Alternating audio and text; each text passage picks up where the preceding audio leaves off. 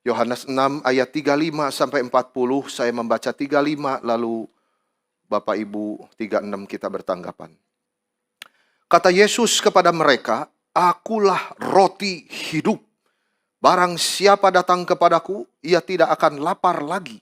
Dan barang siapa percaya kepadaku, ia tidak akan haus lagi."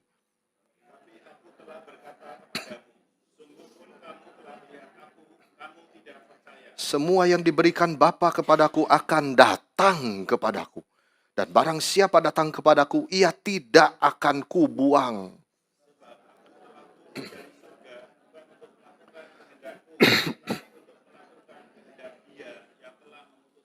Dan inilah kehendak Dia yang telah mengutus aku, yaitu supaya dari semua yang telah diberikannya kepadaku, jangan ada yang hilang, tetapi supaya kubangkitkan pada akhir zaman.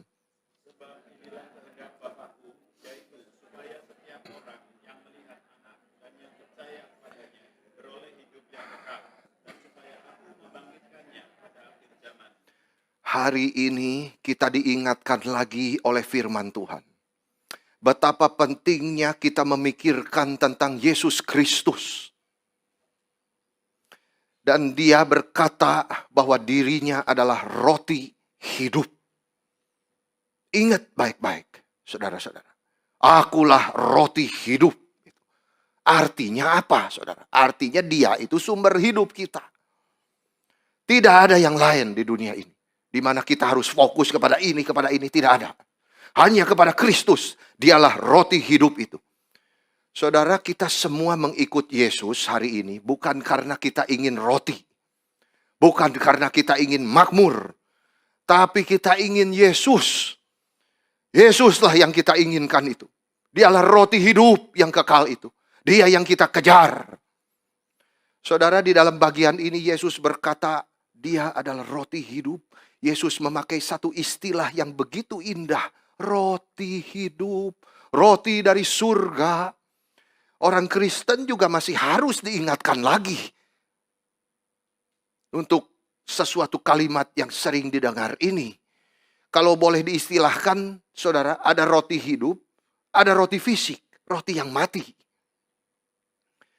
Orang banyak di zaman Yesus itu, di mana Dia memberi makan 5.000 orang laki-laki itu, taunya hanya roti yang mati. Sama juga hari ini sebetulnya. Banyak manusia taunya roti yang mati, yang hanya bisa mengisi kebutuhan fisiknya. Tetapi banyak orang sudah banyak makan roti mati itu, dapat faedah fisik, tapi hidup di dalam dosanya. Mereka tidak pernah sadar kebutuhannya akan Tuhan Yesus, roti hidup itu. Dari zaman Israel, dia berjalan di padang gurun. Mereka sadar roti fisik yang turun dari surga, mana itu. Sampai zaman Yesus memberi makan 5.000 orang laki-laki, tetap saja mereka bersandar kepada roti fisik. Roti yang mati. Mereka hanya ingin roti kenyangkan perut mereka. Mereka ingin Yesus mengulangi apa yang Musa kerjakan. Turunkan roti lagi dari surga. Baru aku percaya kepadamu. Padahal baru saja Yesus kasih makan 5.000 orang laki-laki. Jadi pikiran orang berdosa itu selalu dikuasai oleh materi. Itu perwakilannya daripada roti fisik itu. Materi, materialistik. Saudara, firman Tuhan itu terus ingatkan kita, jangan terus pentingkan roti fisik yang kelihatan. Itu memang penting. Tetapi dengar, saudara, firman Tuhan. Menurut pandangan surga, hidup itu bukan berdasarkan roti saja. Roti fisik penting memang, harus ada. Tetapi hidup kita bukan berdasarkan itu saja. Tetapi harus bersandar kepada firman yang keluar dari mulut Allah. Itu sebabnya anugerah materi, saudara, apapun itu, anugerah dari Tuhan harus menghasilkan satu reaksi melampaui materi itu kepada pemberinya. Karena materi apapun yang kita capai di dunia ini tidak bisa dibawa pergi. Pertanyaannya, saudara, apakah yang kita kerjakan di dunia sementara ini bisa diingat di kekekalan? Firman Tuhan berkata Yesus adalah roti hidup. Dia adalah sumber hidup. Manusia kalau tidak mau Yesus pasti mati di dalam dosanya. Di dalam bagian ini, saudara, saya ingin mengajak kita 3 hal renungkan. Kalimat yang berharga dari Tuhan Yesus. Yang pertama, roti hidup. Yang kedua, datang kepada Yesus. Apa artinya itu? Dan yang ketiga, kehendak Bapa. 3 kalimat ini saya ingin mengajak kita merenungkannya. Mari kita lihat yang pertama, kesaksian Yesus tentang dirinya sendiri. Kita diberitahu oleh firman Tuhan kalimat Yesus bahwa akulah roti hidup. Yesus bicara tentang dirinya sebagai roti. Saudara, gambaran roti itu gambaran yang semua orang tahu. Ya. Jadi saya selalu ingat saudara, kalau Tuhan Yesus itu bukan orang yang sombong. Ya. Dia meskipun memiliki pengetahuan semua, saudara, dia pencipta langit dan bumi. Tapi dia bicara kepada manusia itu bahasa yang bisa mereka ngerti. Itu sebab dia pakai roti. Gitu. Meskipun dia Tuhan, dia tidak bicara seperti filsuf. Saudara, dia menurunkan dirinya begitu rupa, dia pakai roti. Itu suatu istilah yang orang di zaman itu semua tahu. Apalagi di zaman Yesus, saudara. Karena beberapa alasan. Yang pertama, saudara, roti itu dibutuhkan untuk hidup. Itu. Di zaman Kristus, roti itu bahkan lebih penting daripada di zaman kita. Ya, kita sudah beda zaman, tapi tetap aja kita juga kan suka roti. Ya, saudara-saudara. Karena itu kalau di zaman Yesus itu, saudara, kenapa lebih penting dari zaman kita? Karena itu adalah satu-satunya makanan pokok untuk banyak orang. Gitu. Sama seperti kita tuh nasi. Gitu, saudara. Jadi tanpa roti, manusia itu mati. Itu sebabnya kita melihat bahwa Yesus mengaku dirinya sebagai roti hidup. Di mana tidak ada manusia bisa hidup tanpa dia. Itu garis bawahnya. Gak ada manusia bisa hidup tanpa Yesus. Dia adalah roti itu, makanan kita. Yesus berkata, saudara, apa gunanya seseorang memperoleh seluruh dunia, tapi kehilangan nyawanya? Bagaimana jika segala sesuatu di dalam hidup ini berjalan baik dengan saudara, tapi saudara harus kehilangan jiwa saudara? Manusia itu, saudara, gini ya. Seringkali kalau kita sehat itu ya, kita tuh nggak pernah mikirin kematian. Saudara. Jadi kita tuh mikir, oh ya sudah hidup ini masih lama di dalam dunia, tenang aja. Yang penting sekarang mah, saudara, kerjain aja apa yang menjadi keinginan saya. Tapi Tuhan itu selalu mengingatkan ini. Dan ini ayat yang terus terngiang di telinga saya. Saudara, waktu saya menjadi hamba Tuhan itu. Apa gunanya kamu peroleh seluruh dunia, tapi kehilangan nyawamu? Iya Tuhan, saya memang tidak siap ketemu Engkau. Kalau hidup saya seperti ini. Saudara, ada tidak pertanyaan itu di hatimu? Siapkah saudara bertemu dengan Tuhan kapanpun Tuhan panggil? Saudara-saudara. Itu yang selalu harus ada di dalam hati kita. Hidup sehari lepas sehari, saudara. Kesusahan sehari untuk sehari. Artinya, saudara, sudah Tuhan, anugerah-Mu cukup menopangku sampai hari ini. Kalau Engkau panggil saya nanti jam 12 malam, saya siap ketemu Engkau. Itu artinya roti hidup itu sudah menjadi milikku. Aku sudah menjadi milik Dia. Saudara, hidup di dunia ini hanya berpuluh-puluh tahun saja. Setelah itu bagaimana engkau bisa hidup di dalam kekekalan? Itu pertanyaannya yang penting, saudara, di dalam roti hidup ini. Selama di dunia, ingat selain tubuh itu masih ada jiwa. Kalau kita sakit, kita ingin sembuh. Kalau lapar, kita ingin ada makanan. Ya, kalau kita capek, kita perlu istirahat. Tapi selain pikir soal kebutuhan fisik, pikir juga kebutuhan rohani. Itu saudara. Jadi apapun yang materi itu harus selalu kita bereaksi melampaui itu. Kepada yang tidak kelihatan. Kepada pemberinya itu. Itu sebetulnya underline-nya saudara. Daripada roti hidup ini. Jadi Tuhan ingin kita itu pikir soal kebutuhan rohani. Karena kebutuhan fisik itu sudah dijamin kalau kita pentingkan kebutuhan rohani. Kebutuhan jasmani itu tidak akan pernah terpuaskan saudara. Karena rohani saudara lapar terus. Itu kalimat Agustinus saudara. Jiwa kita terus berkelana. Sampai mendapat istirahat di dalam Engkau ya Tuhan. Saudara, manusia itu selalu inginnya bertambah kaya. Tetapi dalam hal rohani selalu rasanya sudah cukup kaya. Jadi semua materi itu tidak bisa dibawa ke dalam kekekalan. Kita harus menuntut sesuatu yang bernilai kekal. Itu sebab waktu kita, bakat kita, kepandaian kita harus digunakan untuk yang berkaitan dengan kekekalan. Usaha apapun di dunia ini, saudara, tanpa Yesus tidak ada gunanya.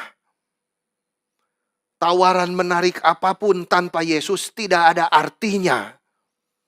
Kita tidak boleh menukar Yesus dengan apapun. Karena kita membutuhkan Yesus untuk hidup. Itu yang diingatkan yang pertama. Roti itu dibutuhkan untuk hidup. Yang kedua, saudara.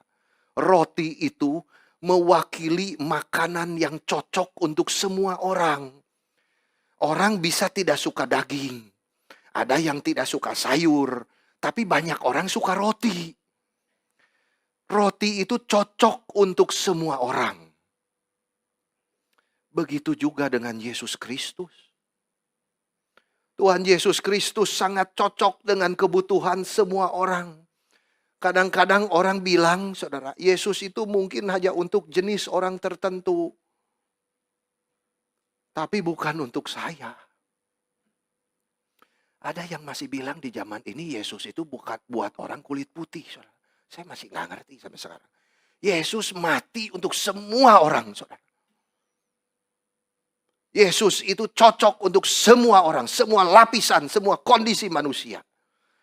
Kitab suci berkata Yesus adalah untuk semua.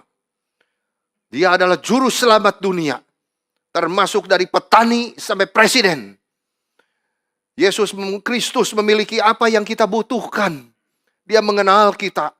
Dan dia tahu bagaimana memenuhi segala kebutuhan kita.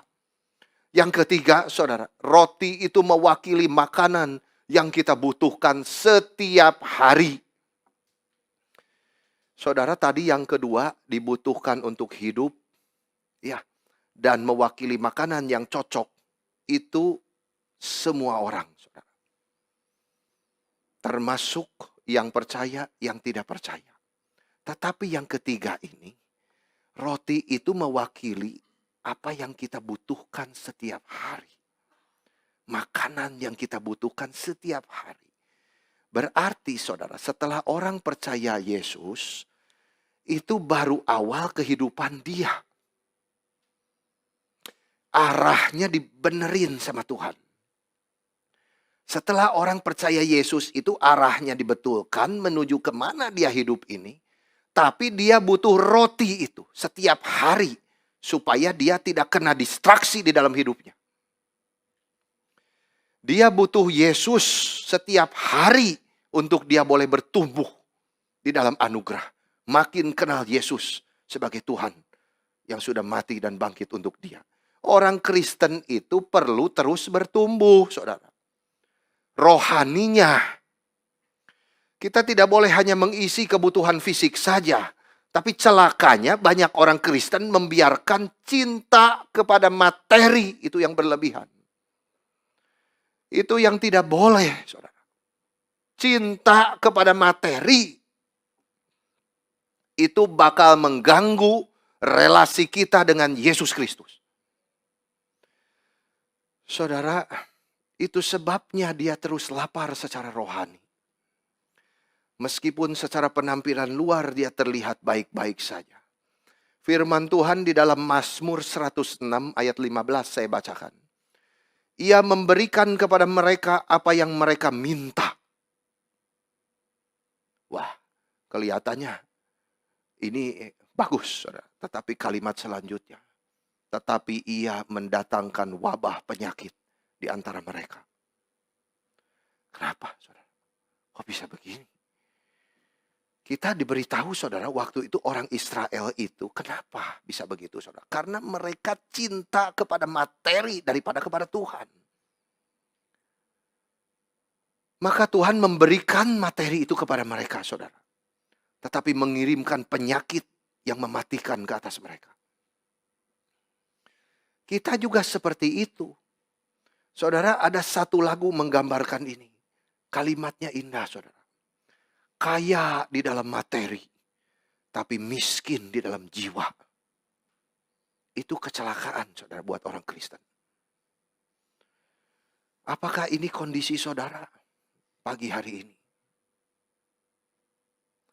Mungkin saudara memakai sebagian besar hidup saudara untuk memuaskan rasa lapar akan materi. Tetapi tidak pernah memandang kepada Yesus untuk diberi makan rohani. Memang rasa lapar terhadap materi itu tidak salah, saudara. Itu secara natural ditanamkan di dalam diri kita oleh Tuhan sendiri. Kita punya target, ingin mencapai sesuatu di dalam hidup kita.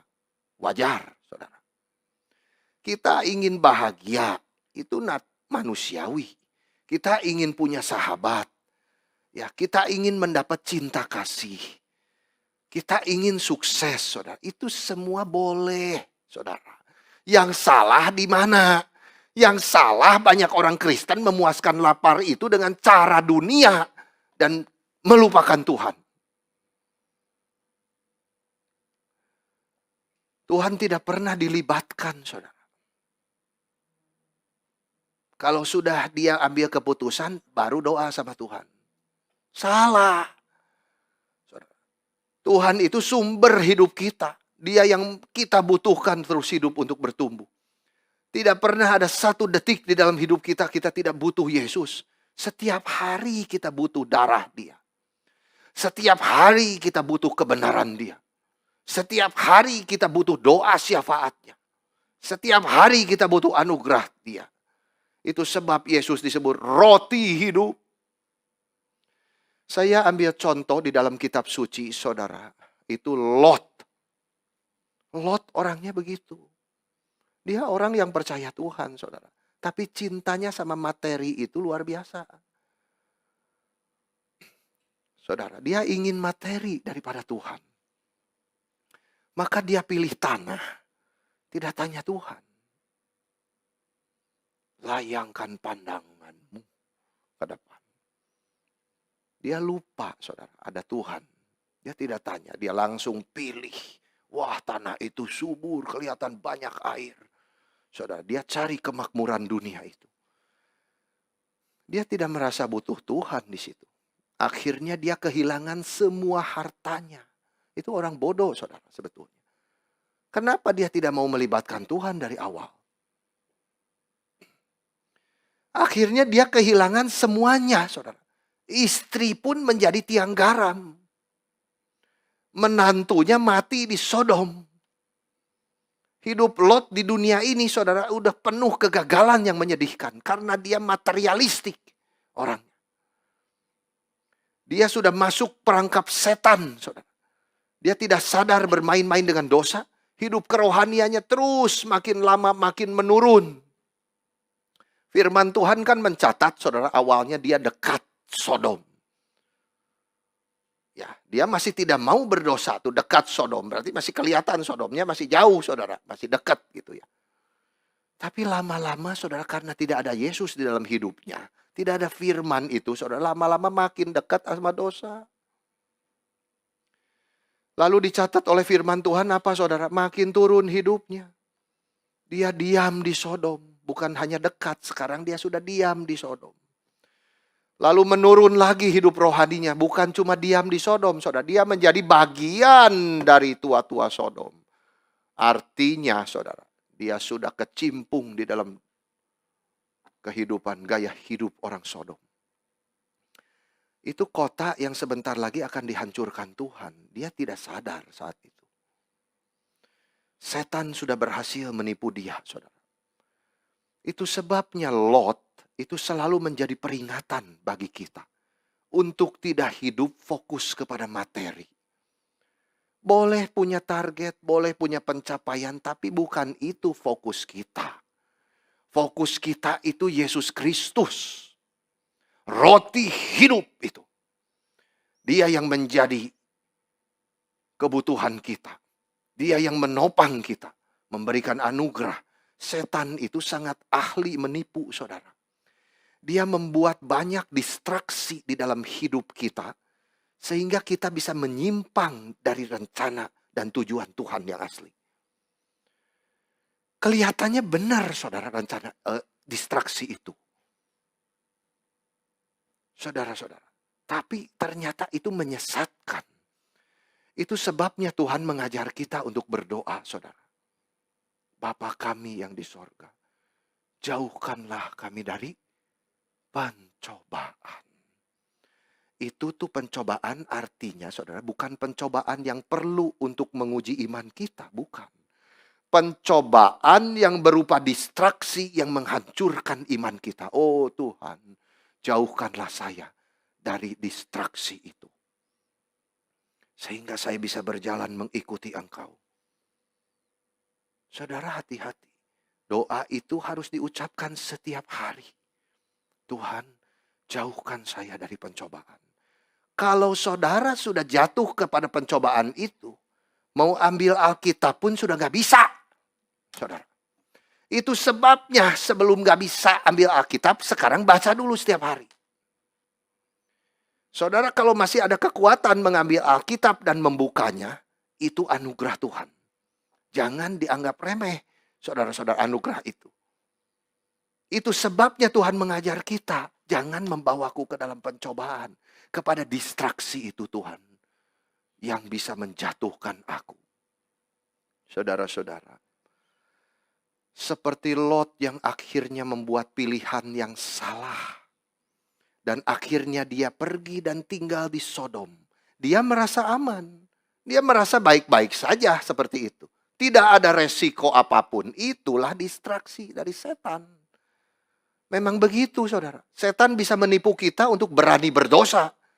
Kenapa berani berdosa, saudara? Yakin tidak akan ketahuan. Itu. Saudara, setan ingin kita menikmati mimpi di dunia ini. Tidak sadar makin jauh dari Tuhan. Itu distraksi. Oh Tuhan, jauhkanlah kami dari distraksi itu. Jikalau saudara merasa dapat berkat dari Tuhan, tetapi malah menjauhkan saudara dari Tuhan, hati-hati saudara. Itu mungkin distraksi dari setan. Berkat apapun itu saya tidak tahu. Saudara yang mengetahuinya. Kenapa sudah mendapat usaha ini, saya menjadi tidak suka berbakti kepada Tuhan. Saya menjadi kehilangan waktu untuk bersaat teduh bersama Tuhan. Saudara-saudara, di dalam hidup kita banyak distraksi. Dan semua distraksi itu lewat mata kebanyakan. Seperti si Hawa itu, saudara. Dia diganggu oleh distraksinya. Lihat buah itu. Menarik hatimu, bukan? Sama, saudara. Oh Tuhan, jauhkan kita. Ya kiranya mata ini terus memandang keajaiban dari firman Tuhan. Tetapi mata kita dialihkan dari memandang hal yang hampa di dalam hidup ini. Itu Pemazmur 119. Lot sudah menjadi peringatan bagi kita, saudara. Supaya jangan kita punya ambisi yang liar terhadap materi. Lalu memakai cara dunia, ikut arus dunia. Apapun boleh, asal saya sukses. Saudara, tinggalkan segala nafsu seperti itu. Orang semacam Lot kalau ditanya, kamu pilih surga atau neraka? Pasti pilihnya surga. Tapi kalau ditanya begini saudara, kamu pilih surga atau dunia? Wah, ya Tuhan, saya ingin menikmati dunia ini. Kalau bisa selamanya saya di dunia ini hidup terus. Gak bisa, saudara. Itu permasalahannya. Firman Tuhan berkata kita tidak bisa terus hidup di dunia ini. Satu hari kita pasti harus pergi. Hidup kita di dunia begitu singkat. Musa berkata berapa saudara? Kalau bisa, kalau biasanya 70. Ya kalau kuat sedikit 80. Bagaimana kita menggunakan waktu itu? Akhirnya Musa itu. Tolong aku Tuhan, menghitung hari-hariku sedemikian, supaya aku beroleh hati yang bijaksana. Artinya apa saudara? Gimana Tuhan di tengah dunia yang banyak distraksi ini, kepada materi, saya bisa pakai waktu, saya fokus kepada roti hidup itu. Itu. Saudara, selalu berkait apapun yang kita kerjakan itu dengan kekekalan. Itu artinya. Hitung hari-hari itu saudara, ajarkan saya Tuhan menghitung hari kematian saya. Sekarang tanggalan yang dirobek sudah jarang ya saudara-saudara. Itu sebenarnya lebih bagus. Ya, dirobek terus saudara. Lebih tahu, tapi tipis-tipis hidup makin dekat sama Tuhan. Saudara, kalau sekarang begini, udah tidak begitu terasa saudara. Kalau dirobek satu, aduh Tuhan, satu. Happy birthday lagi saudara. Makin dekat sama Tuhan itu. Saudara, apa yang mendorong kita masih ingin hidup di dalam dunia ini? Coba tanya. Paulus berkata begini, bagiku hidup adalah Kristus. Dan mati adalah keuntungan. Sudahkah ini jadi milik kita? Ini harusnya jadi milik semua orang yang hidupnya sudah rohaninya baik. Sudah bertumbuh. Begini ngomongnya. Mana ada kebahagiaan di dunia saudara? Lebih bahagia daripada kita ketemu Yesus muka dengan muka? Nggak ada. Tapi kadang-kadang distraksi kita kepada materi itu saudara justru menghilangkan itu. Tuhan saya masih pengen hidup di dunia. Untuk apa kamu hidup di dunia? Kalau Paulus begini saudara. Aku didesak dari dua pihak. Aku ingin pergi dan diam bersama-sama dengan Kristus. Artinya dia memang ingin mati, saudara. Ingin diam dengan Kristus. Itu memang lebih baik jauh. Dia bilang begitu. Tapi dia bilang lebih perlu untuk hidup di dunia ini. Karena kamu. Supaya kamu makin maju dan bersukacita dalam iman. Jadi fokus hidup dia itu selalu kepada Kristus, saudara. Makin maju kamu di dalam bersukacita di dalam Tuhan. Di dalam iman kepada Tuhan gitu. Jadi yang mendorong Paulus tidak mau mati itu apa saudara? Hidup menjadi berkat buat orang. Hidup bawa orang kepada Tuhan. Itu sama, itu panggilan kita semua saudara. Panggilan saya sebagai hamba Tuhan, bahwa saudara lebih cinta Tuhan, lebih dekat sama Tuhan. Panggilan saudara apa di dalam hidup? Ada yang jadi arsitek, ada yang jadi dokter, ada yang jadi businessman. Macam-macam saudara, tapi fokusnya bawa orang kepada Yesus tidak pernah bergeser. Ingat itu saudara. Supaya kamu makin maju dan bersukacita dalam iman. Sama, itu sebab saya Tuhan mau tetap hidup di dalam dunia. Bukan cari materi, tapi ingin menjadi berkat bagi orang lain. Supaya orang lain bisa melihat Yesus di dalam diri saya. Amin. Itu yang benar saudara. Apakah yang mendorong kita untuk tetap hidup di dalam dunia ini seperti Paulus atau seperti Lot? Ya, kiranya pertanyaan ini terus terngiang. Lot cari terus materi. Dia pilih tanah yang paling baik saudara. Tidak tanya Tuhan dulu. Akhirnya hilang semua. Bodoh sekali saudara. Tetapi Paulus tidak begitu. Oh Tuhan. Aku tahu tadinya aku seorang pembunuh. Seorang penghujat. Seorang yang membunuh orang Kristen. Tapi di dalam kasih karuniamu. Semua ingatanku ini justru menjadi kekuatan bagiku melayani Tuhan. Itu saudara orang Kristen. Tidak peduli apapun profesi saudara. Saudara-saudara, jangan pernah diikat oleh pikiranmu. Selalu maju terus ikut Tuhan. Yesus berkata, akulah roti hidup. Ada satu hal di sini yang diajarkan lagi saudara. Kita tidak pernah boleh melihat kepada manusia. Untuk kita jadikan sumber pertumbuhan rohani kita. Yesus sajalah. Roti hidup itu. Orang banyak itu di zaman Yesus mencari Yesus bukan karena mereka melihat Yesus itu Allah. Saudara, bukan. Mereka mau kenyang perutnya. Itu. Lagi-lagi materi lagi. Jadi mereka membanggakan nenek moyangnya, saudara.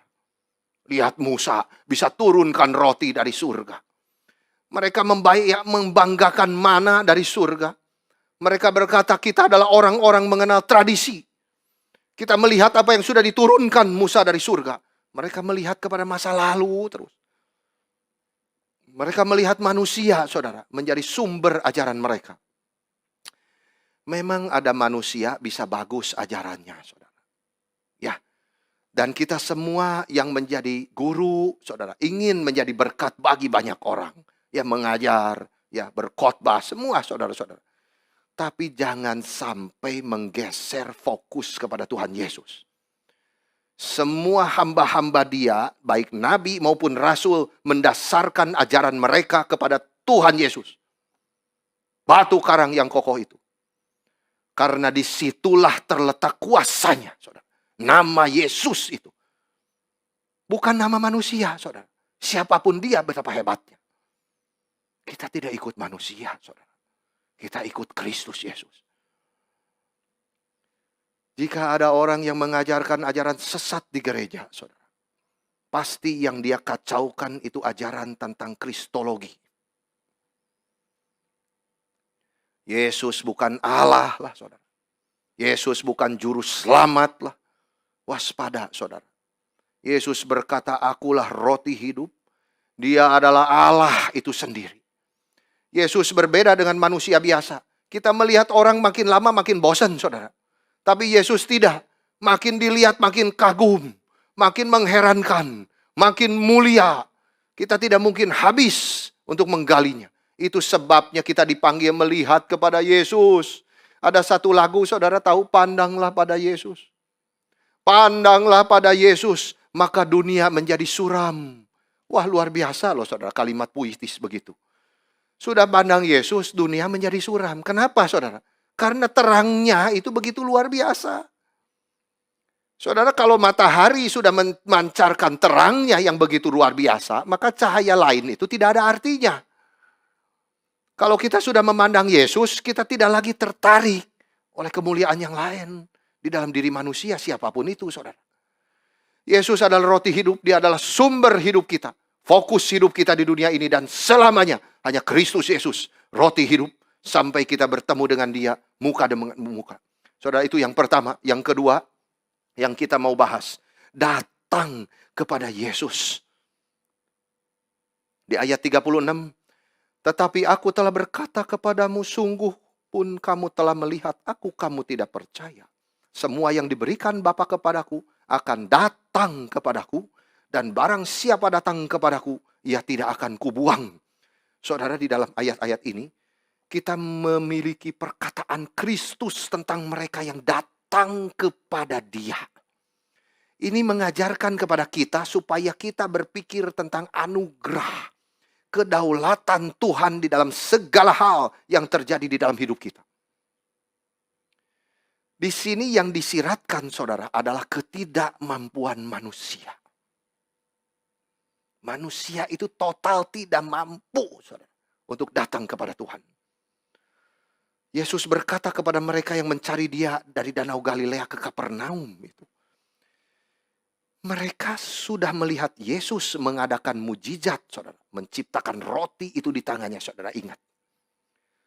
Mereka sudah mendengar pengajaran Dia. Tapi mereka dicatat di ayat 36 apa, saudara? Tidak percaya. Itu. Manusia itu tidak bisa, saudara, datang kepada Tuhan dengan sendirinya. Kenapa, saudara? Bukan karena orang itu lumpuh atau dia buta, saudara. Tetapi dia mati rohaninya. Inilah kondisi manusia, saudara, yang dikatakan di dalam Roma 3 ayat 10. Tidak ada yang benar. Tidak ada yang mencari Allah, seorang pun tidak. Tidak ada yang berbuat baik, seorang pun tidak. Rasa takut kepada Allah tidak ada pada orang itu. Manusia itu secara natural, saudara, tidak mungkin bisa mencari dan menyenangkan Tuhan. Kita tidak bisa, saudara-saudara. Firman Tuhan menyatakan bahwa manusia di dalam segi moral tidak ada yang berbuat baik.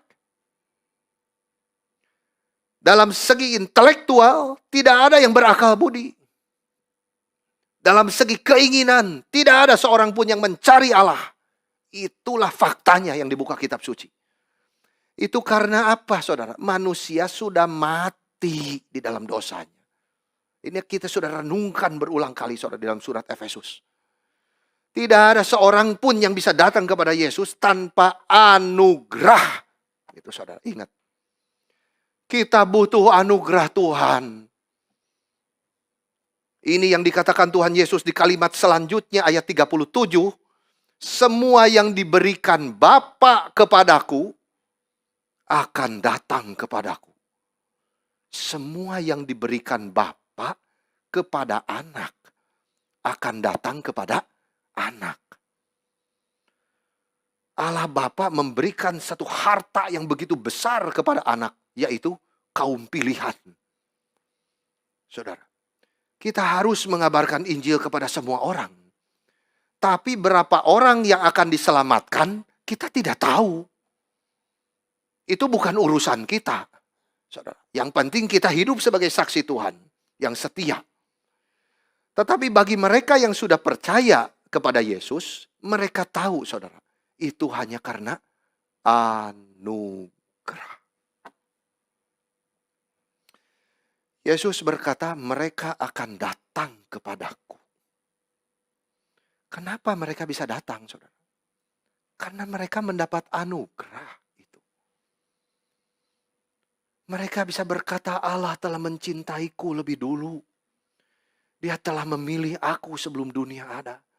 Dia telah memanggil saya, menarik saya untuk datang kepada Yesus. Setelah kita mendengar ini, hanya ada satu pertanyaan, saudara. Apakah kita termasuk orang-orang yang menerima anugerah itu? Sehingga kita bisa percaya kepada Kristus atau tidak? Kalau hari ini saudara bisa jadi orang Kristen, itu bukan karena moral yang baik. Bukan karena saudara yang pilih Yesus. Oh, karena nggak ada yang lain, Pak. Satu pilihan Yesus. Dia adalah kebenaran. No. Itu karena Bapa memberikan saudara kepada Yesus. Saudara bisa menjadi orang Kristen sekarang karena Bapa memberikan saudara kepada Yesus. Saudara dan saya telah ditetapkan Allah untuk percaya kepada Kristus Yesus dan mendapat hidup yang kekal. Apa jadinya nasib kita, saudara, jikalau kita tidak termasuk orang-orang yang diberikan oleh Bapa kepada Yesus? Saya ingin mengutip, saudara, khotbah daripada Jonathan Edwards. Ya, dia tahu jawabannya, saudara. Nasib orang-orang yang tidak termasuk yang diberikan Bapa kepada anak. Di dalam khotbahnya itu, saudara, Jonathan Edwards kan khotbahnya begini, saudara. Baca, dia begitu tegas di dalam suaranya kepada pendengarnya semua.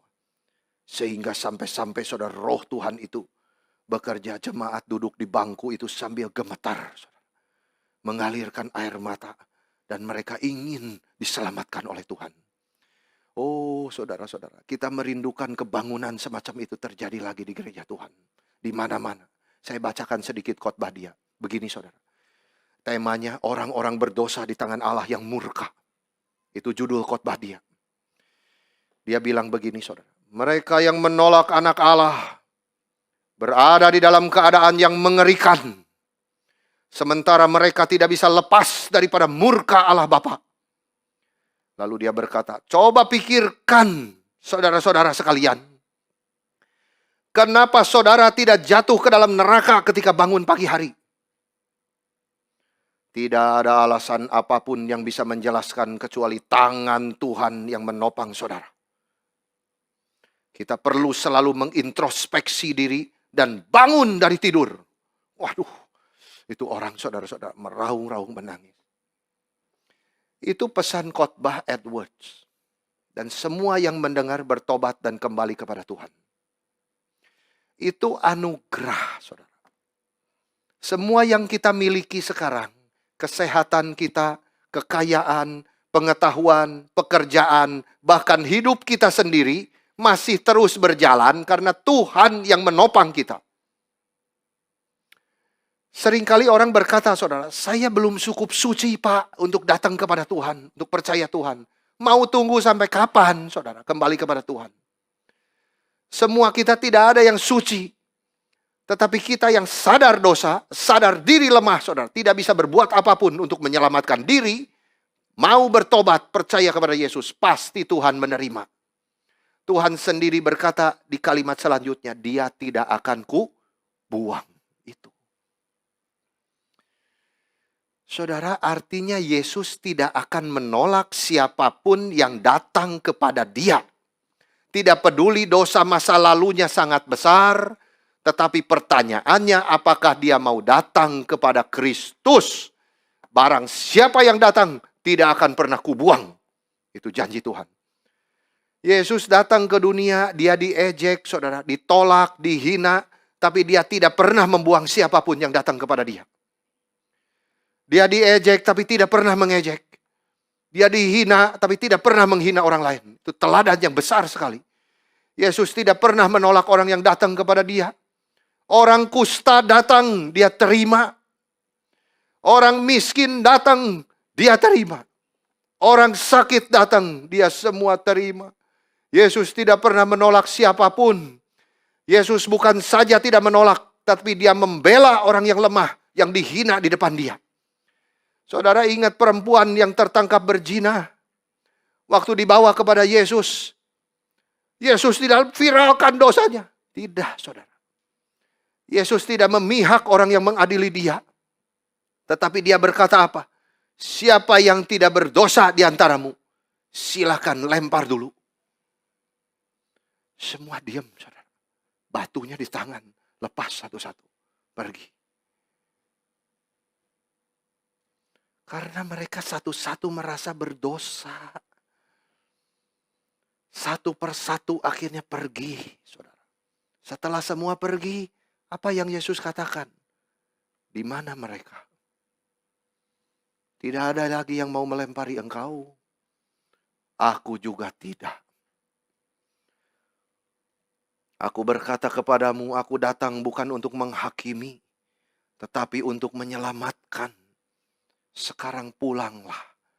Mulai hari ini, jangan berdosa lagi. Oh saudara, siapapun yang mau datang kepada Tuhan, dia pasti terima. Tapi pertanyaannya, maukah saudara datang kembali kepada dia? Gitu.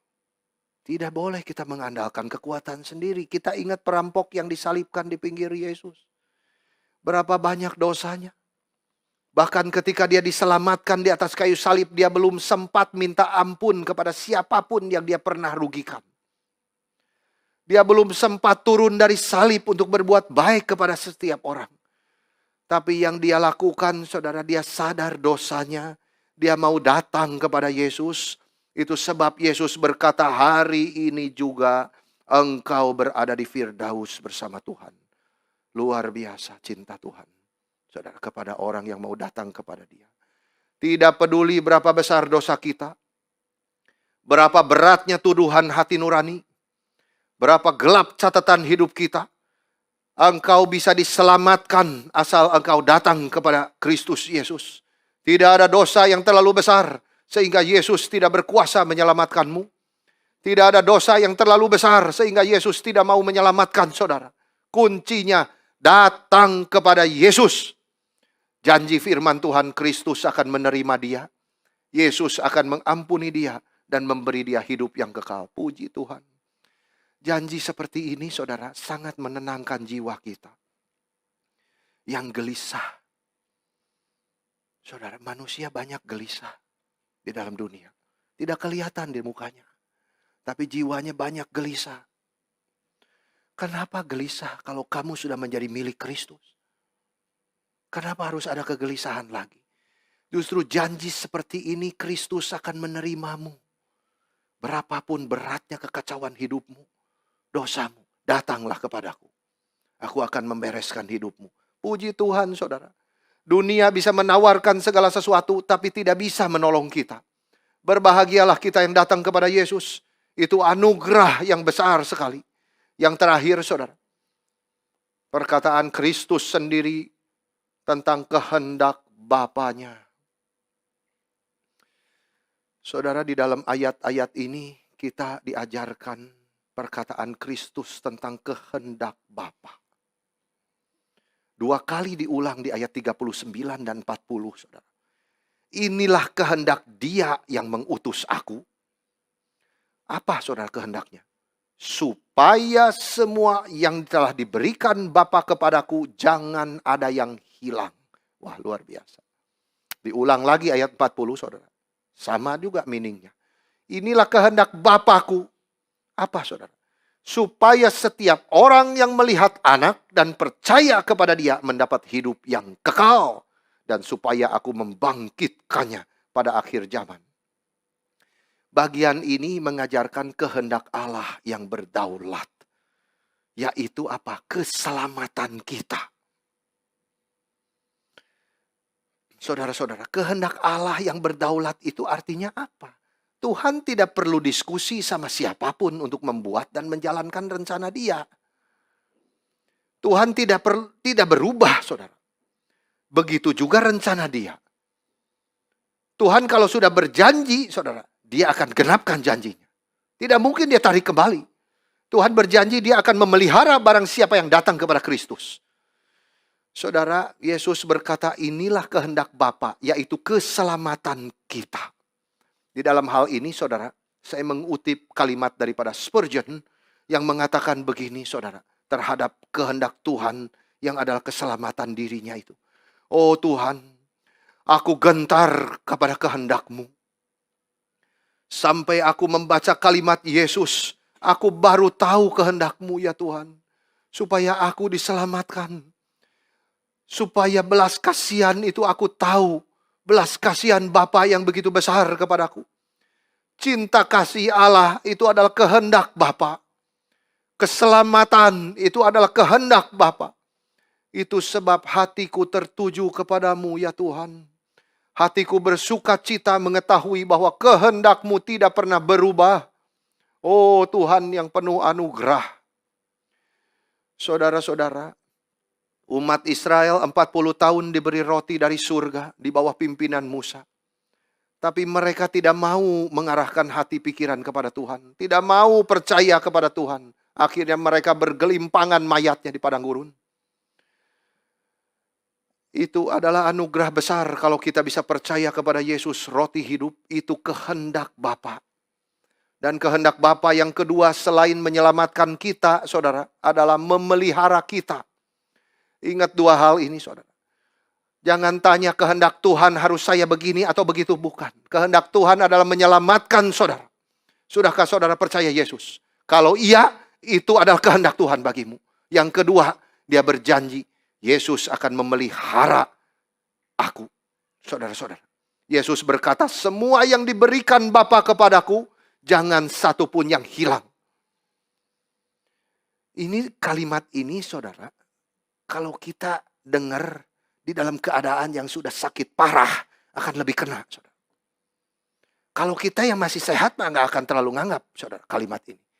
Justru kita harus diberikan oleh Tuhan hati itu yang peka, saudara, kepada firman Tuhan.